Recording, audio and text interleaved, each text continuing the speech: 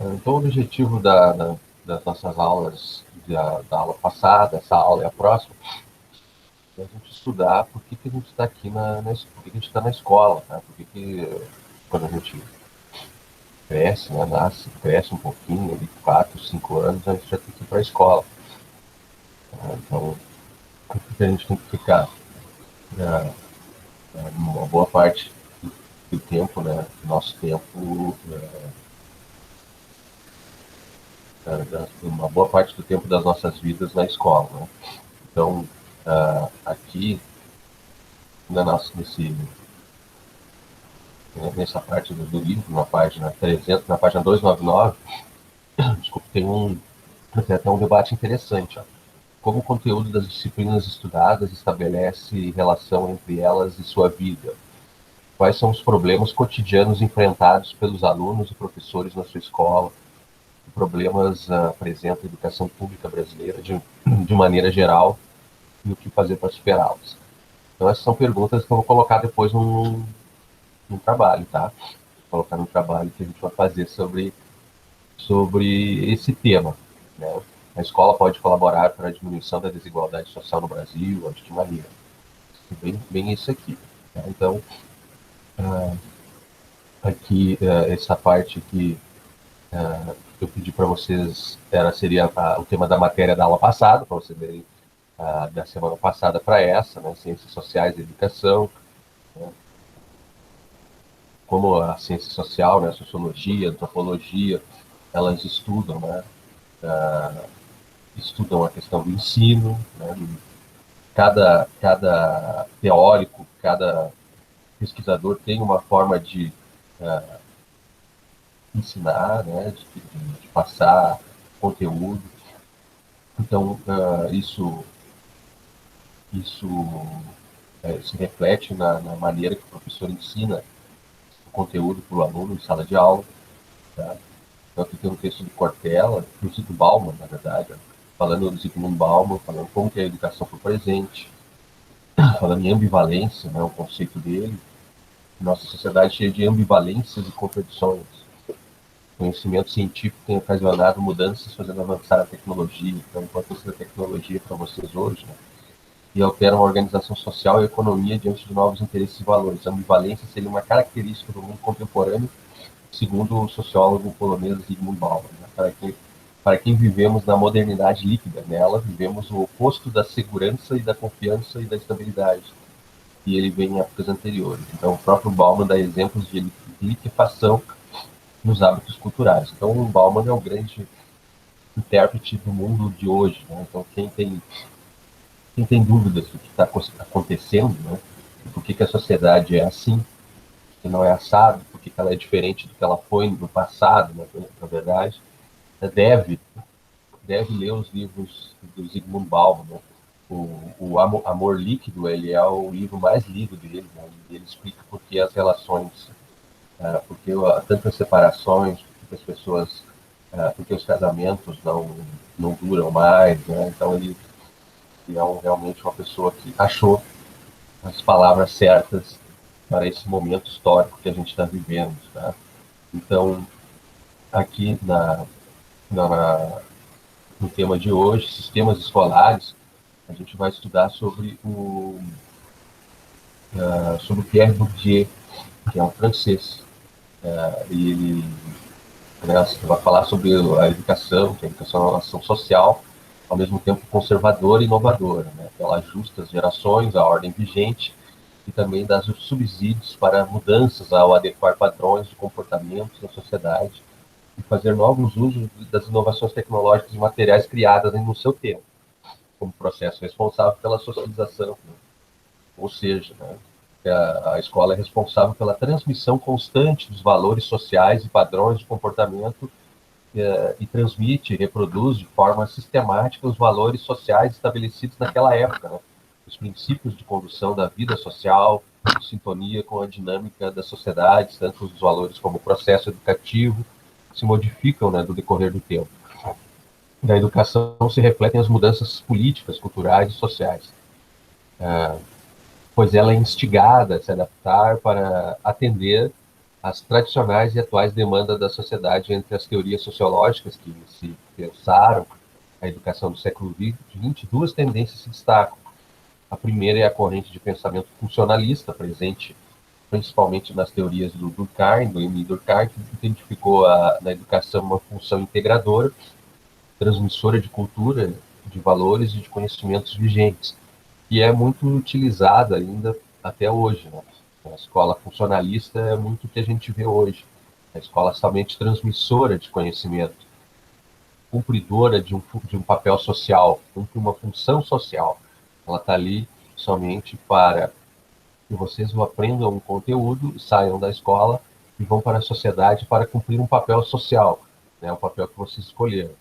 E a segunda corrente, que é formada pelas interpretações ligadas a teorias do conflito social, da hegemonia e da dominância de alguns grupos sobre outros, que é a teoria que se destaca hoje em dia pelo, pelo Bourdieu, né, pelo Francis Bourdieu, que morreu em 2002, e que ele identificou essa mudança na, nas correntes de pensamento que fazem a escola funcionar, né, que fazem a escola trabalhar, que fazem as pessoas, os governos, a elite investir na escola, seja particular, seja na escola pública. Né?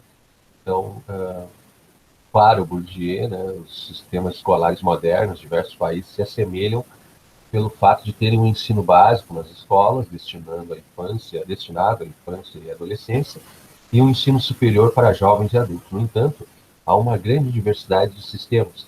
Em respostas à organização política de cada país, atualmente, esses sistemas costumam ser apresentados, sobretudo na sociedade brasileira, como um caminho para chegar à igualdade social e à liberdade política, e para oferecer oportunidades apropriadas ao talento e à capacidade dos indivíduos. De acordo com Durkheim, cada sociedade e época possui um sistema de educação que se impõe aos indivíduos, o que ilustra a característica coercitiva das instituições sociais. Né?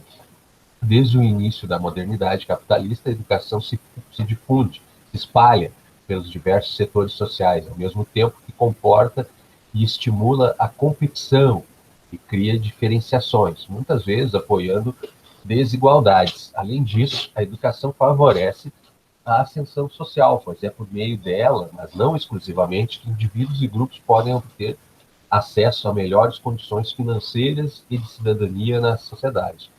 Inspirada nos preceitos da ideologia liberal, a livre iniciativa, a igualdade perante a lei, a proteção das liberdades civis e o individualismo, a educação foi estimulada como uma prática social democrática na era contemporânea. Porém, no contexto da sociedade brasileira de classe, sua expansão se deu pelo acesso a uma escola culta e letrada para as classes dominantes e a uma escola mínima com iniciação para o trabalho destinada a camadas socioeconômicas menos favorecidas, perpetuando-se assim a divisão social existente. Esta desigualdade é fruto de escolhas políticas feitas ao longo da história, favorecem a criação de escolas particulares e reduziram os investimentos materiais e simbólicos do Estado na educação pública brasileira. Desculpa. Então, aqui, duas fotos, né, comparativas. Cerimônia de conformantes do curso de Direito da Universidade de São Paulo, em 1960. As formas de acesso ao sistema de ensino superior brasileiro ajudam a manter a divisão social existente. E à direita, um curso profissionalizante de confecção de roupas no Rio de Janeiro, foto de 2014. A educação formal reproduz as próprias contradições da sociedade de classes. Em sua teoria de reprodução social, baseada em estudos sobre o sistema educacional francês, Pierre Bourdieu reflete sobre o ideal da igualdade perseguido em tese pela educação, como uma estrutura que valoriza os princípios e padrões culturais dominantes. A educação formal reproduz a si própria e a sociedade, reforçando as desigualdades sociais ainda nos bancos escolares. Bourdieu parte da concepção de que as relações de classes geram relações de poder entre elas.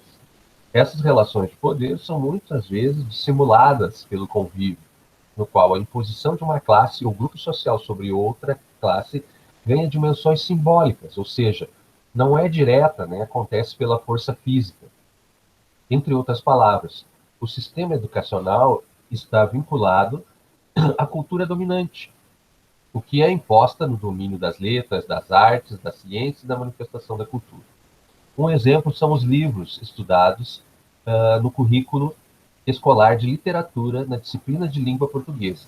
Quase sempre se trata de obras consideradas boas, entre aspas, por autores que, na maioria das vezes, pertencem ao mesmo grupo social, enquanto obras de autores que produzem literatura como tida alternativa ou marginal são muitas vezes ignoradas. Vejamos um exemplo. O escritor Mário de Andrade foi reconhecido como um importante autor da prosa literária por intelectuais da elite cultural de sua época. Esse reconhecimento se manteve nas gerações seguintes de críticos literários e sua obra é muito estudada atualmente por pesquisadores das universidades. Com isso, a literatura de seus livros costuma ser mais recomendada em escolas e nos meios de comunicação que as obras de Ferrers, que tratam da vida no Capão Redondo, um bairro na periferia da cidade de São Paulo. Como resultado, os estudantes mais familiarizados com a obra de Mário de Andrade acabam tendo vantagens sociais, por exemplo. Possivelmente terão maior facilidade em vestibulares, nos quais as obras de autores com maior prestígio na sociedade costumam ser consideradas leituras obrigatórias, diferentemente das de escritores como Ferres. Se usarmos os termos criados por Bourdieu, poderíamos dizer que conhecer bem a obra de determinado escritor prestigiado é um tipo de domínio sobre a cultura legítima, ou seja, aquela composta pelos signos culturais que permitem a ascensão social. Outro signo incluído na cultura legítima no Brasil seria uma forma de falar e escrever a língua portuguesa legitimada como correta, denominada norma culta pela sociolinguística. Essa forma é caracterizada por determinadas maneiras de falar, empregar palavras e construir frases que, na maioria das vezes, indicam a posição social dos indivíduos. Podemos citar outros exemplos, como as formas de se colocar em entrevistas de emprego ou até mesmo de se vestir. Dominar a cultura legítima resulta em vantagens sociais, políticas e também financeiras. Por esse motivo, o domínio da cultura legítima é chamado de Bourdieu de capital cultural. Então, pessoal, agora para entender um pouco dessa questão do capital cultural, eu vou passar para vocês aqui um vídeo explicando essa questão do capital cultural. Deixa eu puxar aqui na videoaula, Pierre Bourdieu e a educação. Deixa eu ver. Aqui. Um certo capital cultural que contribui por aí.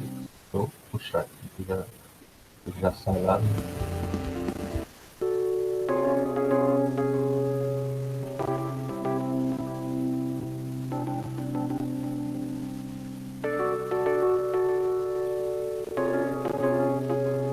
Eu tenho me surpreendido às vezes. Eu estou dando aula e de repente tem palavras que eu considero que são básicas e um aluno levanta a mão e pergunta: o que quer dizer isso?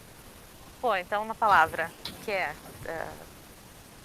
parte do vocabulário comum, parte do vocabulário básico para mim, essa pessoa não detém. Lógico, eu entendo que eu tenho toda uma trajetória de estudos superiores que me permite ter esse vocabulário, né? E é uma pessoa e o aluno é uma pessoa que acabou de entrar. Mas a ideia do capital cultural, que a escola espera que o aluno tenha e eventualmente ele não tem, é bem essa. É bem a pessoa entrar, a criança entrar num ambiente que não é em absoluto familiar para ela.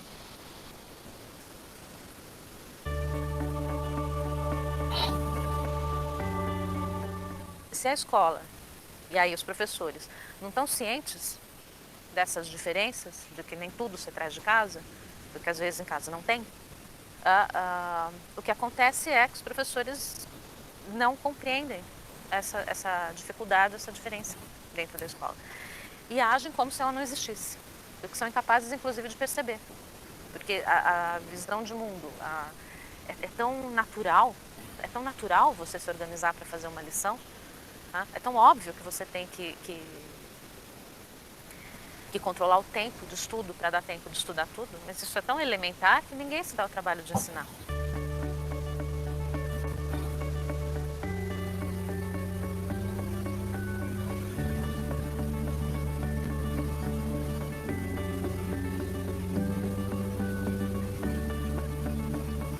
Porque é a criança que vem do ambiente que tem o capital cultural.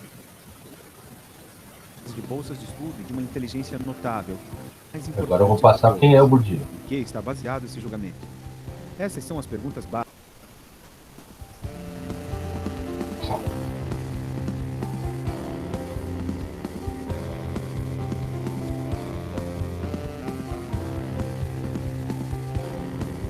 Por que algumas pessoas são consideradas mais importantes do que outras?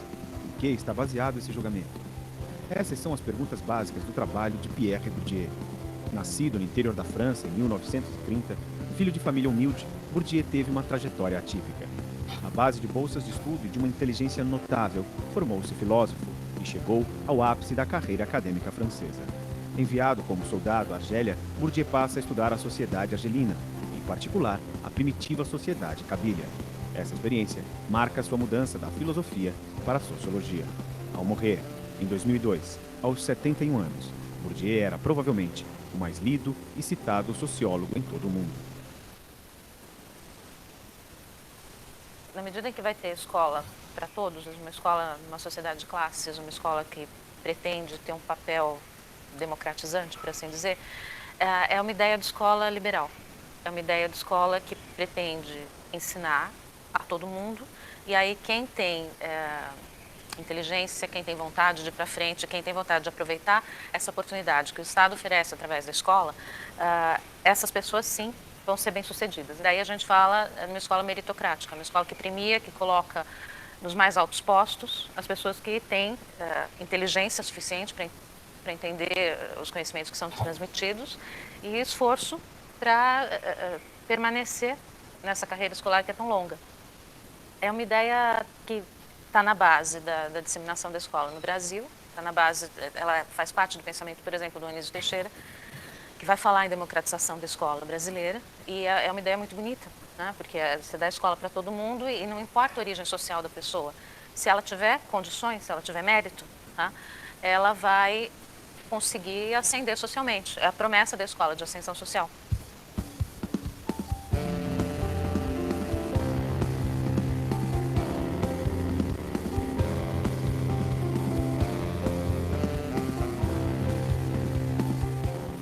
Essa promessa da escola, ela não é falsa, totalmente falsa, tá?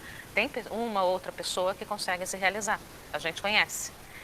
O problema é se você olhar o sistema de ensino como um todo. Você tem uma quantidade imensa de crianças que entram e uma quantidade, vamos falar em década de 60, 70, no Brasil particularmente, uma quantidade imensa de crianças que são excluídas da escola nos anos iniciais. E você tem uma quantidade ínfima de gente que consegue chegar ao ensino superior, por exemplo.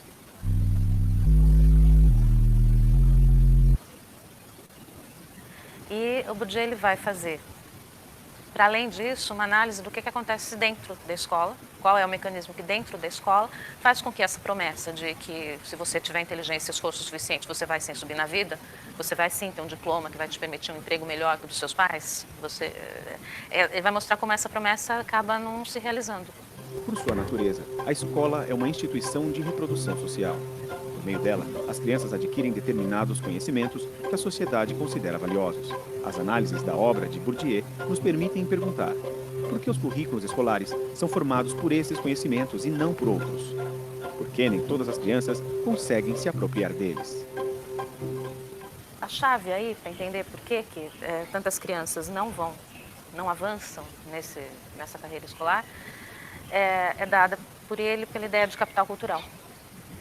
Ele vai falar em capital cultural, ele vai falar em capital social. Existe uma série de capitais que não são capital econômico, tal como a gente conhece, dinheiro, né? Então a aula de hoje Fortuna é que sobre você capital tem. cultural. Porque tem efeitos sociais, tem determinadas formas de relação social, de construção de legitimidade, que elas não são dadas só pela posse de dinheiro, né? Tem outras coisas que você pode ter que te dão importância, te dão legitimidade. Não são quaisquer conhecimentos, são os conhecimentos socialmente valorizados. É a cultura que, se você entra em contato com ela, você reconhece uma importância para ela.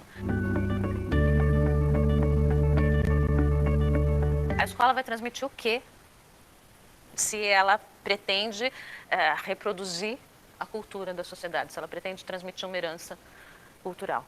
Aquilo que é considerado mais legítimo. Tá? Não é nenhum plano maquiavélico, é simplesmente vamos transmitir aquilo que é mais valioso, o que a gente tem de mais valioso para as crianças. Ora, então, a gente vai transmitir o que tem de mais valioso, então a gente vai transmitir aquilo que corresponde à cultura legítima, aquilo que corresponde ao capital cultural, que só determinadas pessoas na sociedade têm condições de adquirir e de conviver.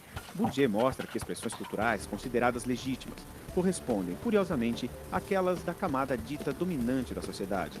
São expressões que somente podem ser desfrutadas e compreendidas naquilo que tem de mais refinadas, a partir de conhecimentos prévios e de alguma capacidade financeira. Essa relação com a cultura legitimada é que vai constituir o capital cultural, transmitido primeiramente pela família. Pessoas que leem em casa, quadros nas paredes, música, visitas a museus, mas também jogos educativos e estímulos constantes são alguns dos aspectos que ajudam a construir esse capital de jovens e crianças. Essas vivências serão fundamentais na vida escolar. A ausência delas também será. Então, na medida em que você tem todo mundo frequentando escola, você tem pessoas que têm esse capital cultural já de casa, né? E tem pessoas que vêm de ambientes onde esse capital cultural não está à disposição, portanto elas não têm o capital cultural, ou têm muito pouco desse capital cultural. E aí vão conviver numa escola que está todinha feita para a transmissão dessa cultura legítima, e que considera essa cultura legítima e as operações mentais, as disposições que são necessárias para você entender e conviver e apreender essa cultura legítima como naturais.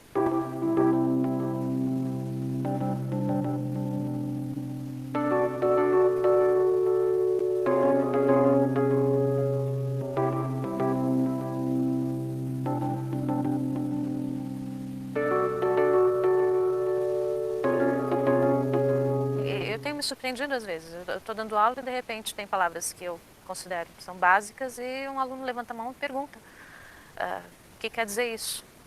Pô, então uma palavra que é parte de um vocabulário comum, parte de um vocabulário básico para mim, essa pessoa não detém. Lógico, eu entendo que eu tenho toda uma trajetória de estudos superiores que me permite ter esse vocabulário, né? E é uma pessoa e o aluno é uma pessoa que acabou de entrar. Mas a ideia do capital cultural, que a escola espera que o aluno tenha e eventualmente ele não tem, é bem essa. É bem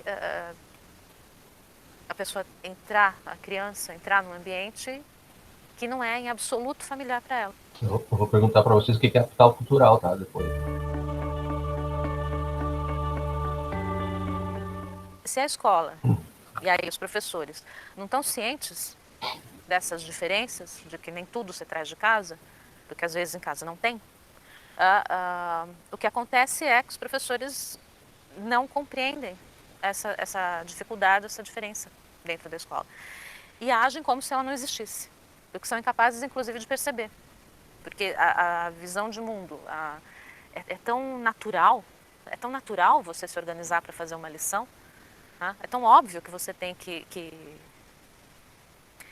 controlar o tempo de estudo para dar tempo de estudar tudo, mas isso é tão elementar que ninguém se dá o trabalho de ensinar.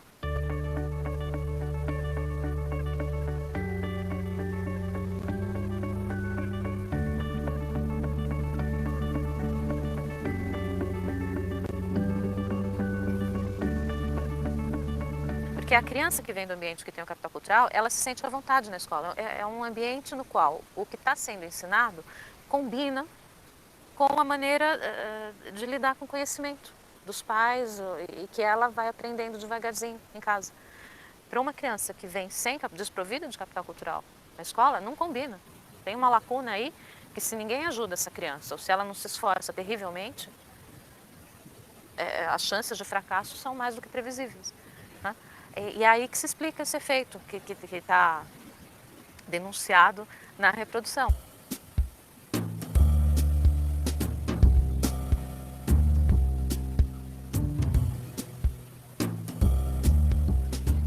Você tem uma escola que promete identificar potenciais, no sentido de identificar quem é mais inteligente, quem é mais esforçado, quem tem mais motivação para seguir, tá? E essa escola, de fato, ela está identificando quem tem mais capital cultural, porque é quem responde melhor, por exemplo, a uma avaliação. Você tem, quando a escola pede a resposta a uma avaliação, você tem aquele aluno que se dá super bem. Tá? Então, em termos, você pede uma redação, você tem aquele aluno que escreve super bem. E isso você pode atribuir a um dom, né? O cara, ele tem o dom da escrita, né? Ele misteriosamente lida muito bem com a linguagem, ele consegue escrever uma redação mais elaborada, ele consegue apresentar uma ideia melhor.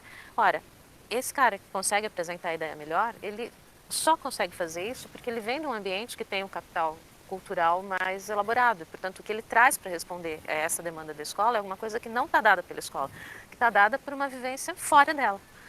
Aí você tem aquele aluno que consegue responder aquilo que a escola pede, aquilo que o professor pede, exatamente nos termos em que o professor pede. E esse é o aluno medíocre, esse é o aluno que não é brilhante, que não é extraordinário. É o cara que, bom, ele consegue dar conta daquilo que foi pedido. Tá? E isso também não costuma chamar demais atenção. É o aluno mediano, tá? Que não preocupa, de modo geral. E aí você tem o aluno que tem essa distância entre o que ele traz e o que a escola pede. E que para conseguir chegar a essa resposta medíocre, é preciso um esforço enorme da parte dele. Tá? E aí entra o papel das disposições, se você quiser. Porque você tem pessoas que não dispõem do capital cultural de origem, mas tem um investimento familiar, tá? Na escolarização, um investimento familiar nessa aquisição desse conhecimento legítimo que a escola vai proporcionar e que, portanto, eles conseguem, à base de um esforço enorme, chegar naquela resposta mínima, né? Aquele aluno que não se destaca, mas que precisa trabalhar muito para chegar àquilo. E aí, nesse sentido, você tem a disparidade, né, entre a ideia da escola, o que ela está prometendo, tá, e o que, de fato, ela está fazendo.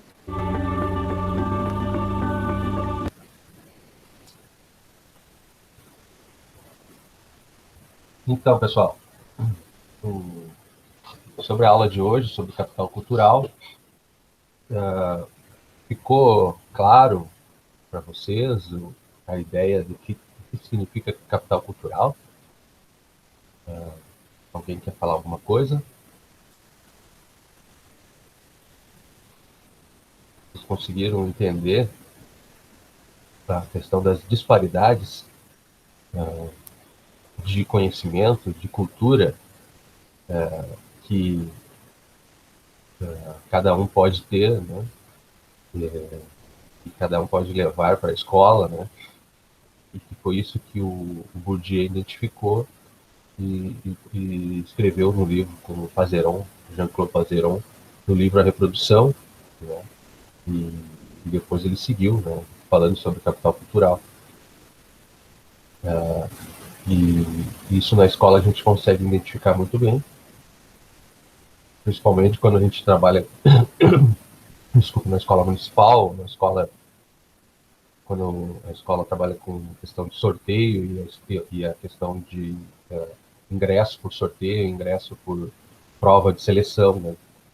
Isso a gente consegue ver bem essa questão do público que a gente trabalha, tá? Então, agradeço pela presença da aula de hoje.